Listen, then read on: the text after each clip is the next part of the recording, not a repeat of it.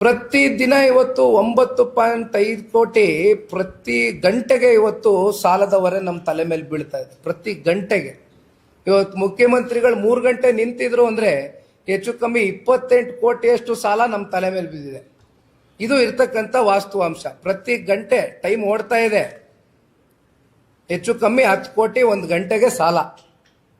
ಇಲ್ಲಿ ನಮ್ಮನ್ನ ಬಂದು ಈ ಮಟ್ಟಕ್ಕೆ ಸಿಲುಕಿಸಿಟ್ಟಿದ್ದಾರೆ. ಇನ್ನೊಂದು ಕಡೆ ನೀರಾವರಿ ವಿಚಾರಕ್ಕೆ ಸಂಬಂಧಪಟ್ಟಂತೆ ಬಹುಶಃ 37 ನೀರಾವರಿ ಯೋಜನೆಗಳು ಸಂಪೂರ್ಣವಾಗಿ ಕುಂಠಿತ ಆಗಿದೆ. ಅಂದ್ರೆ ಅದಕ್ಕೊಂದು ವೇಗ ಸಿಗ್ತಾ ಇಲ್ಲ.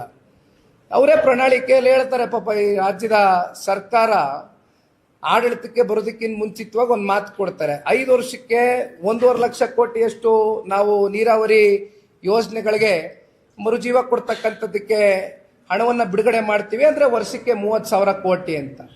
ಹೌದಪ್ಪ, ಎಷ್ಟು ಕೊಟ್ಟಿದ್ದೀರಿ 3 ವರ್ಷದಲ್ಲಿ ಅಂತಕ್ಕಂಥ ಚರ್ಚೆ ಮಾಡಬೇಕು ಅಂದ್ರೆ ಇಲ್ಲಿವರೆಗೂ 18,000 ಕೋಟಿ 3 ವರ್ಷದಲ್ಲಿ ಕೊಟ್ಟಿರೋದು. ವರ್ಷಕ್ಕೆ 30,000 ಅಂದ್ರೆ 3 ವರ್ಷಕ್ಕೆ 90,000 ಬರಬೇಕು. ಇನ್ನ ಇಲ್ಲಿ ಮೊನ್ನೆ ನೋಡಿದ್ರೆ ಬಿಜಾಪುರ ಜಿಲ್ಲೆಗೆ ಹೋಗಿದ್ವಿ. ಅಲ್ಲಿ UKP3 ಬಗ್ಗೆ ಚರ್ಚೆ ಮಾಡಿದ್ವಿ. UKP3 ನಿಮಗೆ 17,000 ಕೋಟಿಗಿದ್ದಂತ ಪ್ರಾಜೆಕ್ಟ್ ಕಾಸ್ಟ್ ಅದೆಂಥದೋ ಕಾಂಗ್ರೆಸ್ ನಡೆ ಕೃಷ್ಣ ಕಡೆ ಅದೆಂಥದೋ ಮಾಡಿದ್ರು 13ರಲ್ಲಿ ಚುನಾವಣೆಗಿಂತ ಮುಂಚಿತವಾಗಿ. ಈಗೇನಾಯ್ತು, ಅವತ್ತು ಪ್ರತಿ ವರ್ಷವೂ 10,000 ಕೋಟಿ ಕೊಡ್ತೀವಿ, 5 ವರ್ಷಕ್ಕೆ 50,000 ಕೋಟಿ ಕೊಡ್ತೀವಿ ಅಂದವರು ಕೊನೆಗೆ ₹1 ಕೊಡ್ಲಿಲ್ಲ. 17,000 ಕೋಟಿ ಇದ್ದಂತ ಪ್ರಾಜೆಕ್ಟ್ ಕಾಸ್ಟ್ UKP3 ಕೊನೆಗೆ 87,000 ಕೋಟಿಗೆ ಹೋಗಿ ನಿಂತಿದೆ. ಪ್ರಾಜೆಕ್ಟ್ ಸ್ವಾಭಾವಿಕವಾಗಿ ಎಸ್ಕಲೇಷನ್ ಆಗಿದೆ ಪ್ರೈಸು. ಇದು ಈ ಕಾಂಗ್ರೆಸ್ನ ಈ ಆಡಳಿತದಲ್ಲಿ ಯಾವ ರೀತಿ ಇವತ್ತು ನೀರಾವರಿ ಯೋಜನೆಗಳಿರ್ಬೋದು, ಮತ್ತೊಂದು ಕಡೆ ಗೃಹಲಕ್ಷ್ಮಿ ಯೋಜನೆ ಬಗ್ಗೆ ಚರ್ಚೆ ಮಾಡ್ತಾರೆ. ಅದು 10 ತಿಂಗಳ ಕಂತು ಕೊಟ್ಟರು, 12 ತಿಂಗಳು ಕಂತು ಕೊಡ್ಲಿಲ್ಲ. ಅಲ್ಲಿ ನೋಡಿದ್ರೆ ಬಂದು ಸದನದೊಳಗಡೆ ಕೊಟ್ಟಿದ್ದೀವಿ ಅಂತ ಹೇಳಿದ್ರು. ಕೊನೆಗೆ ಆ 5,000 ಕೋಟಿ ಅದು ಎಲ್ಗೋಯ್ತೋ ಗೊತ್ತಿಲ್ಲ. ಆ ದೇವರೇ ಬಲ್ಲ. 1,28,000 ಜನ ಮಹಿಳೆಯರಿದ್ದಾರೆ ಈ ರಾಜ್ಯದಲ್ಲಿ. 2 ತಿಂಗಳು ಕಂತು ಕೊಡಬೇಕು ಅಂದ್ರೆ ಹೆಚ್ಚು ಕಮ್ಮಿ 5,000 ಕೋಟಿ ಕೊಡಬೇಕು. ಎಲ್ಲಿಗೋಯ್ತು 5,000 ಕೋಟಿ? ಉತ್ತರ ಕಟ್ತಕ್ಕಂಥವ್ನು ಯಾವನೂ ಇಲ್ಲ ಈ ಸರ್ಕಾರದಲ್ಲಿ. ಸದನದ ಒಳಗಡೆ ಚರ್ಚೆ ಆಗಿದೆ. ಕನ್ಸರ್ನ್ಡ್ ಮಿನಿಸ್ಟ್ರು ಸದನದ ಒಳಗಡೆ ರೆಕಾರ್ಡ್ಸ್ ಇದೆ, ಸುಳ್ಳು ಹೇಳ್ತಾರೆ, ಸಿಕ್ಕಾಕೊಂಡಿದ್ದಾರೆ. ಈ ಮಟ್ಟಕ್ಕೆ ಇಷ್ಟು ಬೇಜವಾಬ್ದಾರಿತನದಿಂದ ನಡ್ಕೊಳ್ತಕ್ಕಂಥವ್ರು ಈ ಪಕ್ಷದಲ್ಲಿ ಇರ್ತಕ್ಕಂಥ ಈ ಸರ್ಕಾರದಲ್ಲಿ ಇರ್ತಕ್ಕಂಥ ಮಂತ್ರಿಗಳು.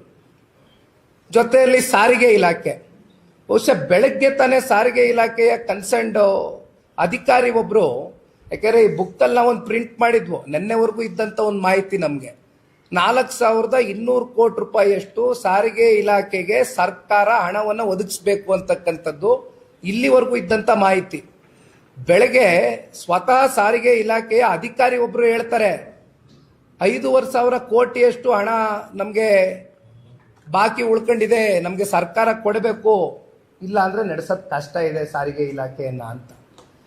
ಇನ್ನ ಬೆಸ್ಕಾಂ ಪರಿಸ್ಥಿತಿ ಎಲ್ಲಿ ಬಂದಿದೆ? ಬೆಸ್ಕಾಮು, ಎಸ್ಕಾಮು, ಚೆಸ್ಕಾಂಗಳು ಇಡೀ ದೇಶದಲ್ಲಿ ಬೇರೆ ಬೇರೆ ರಾಜ್ಯಗಳಲ್ಲಿ ಡೆಸ್ಕಾಂಗಳು ಚೆನ್ನಾಗೇ ನಡೀತಾ ಇದೆ. ಆದ್ರೆ ನಮ್ಮ ರಾಜ್ಯದಲ್ಲಿ ಯಾಕೆ ಈ ಒಂದು ಅಧೋಗತಿಗೆ ಬಂದು ತಲುಪಿಸಿದ್ದಾರೆ ನಮ್ಮ ರಾಜ್ಯ ಸರ್ಕಾರ?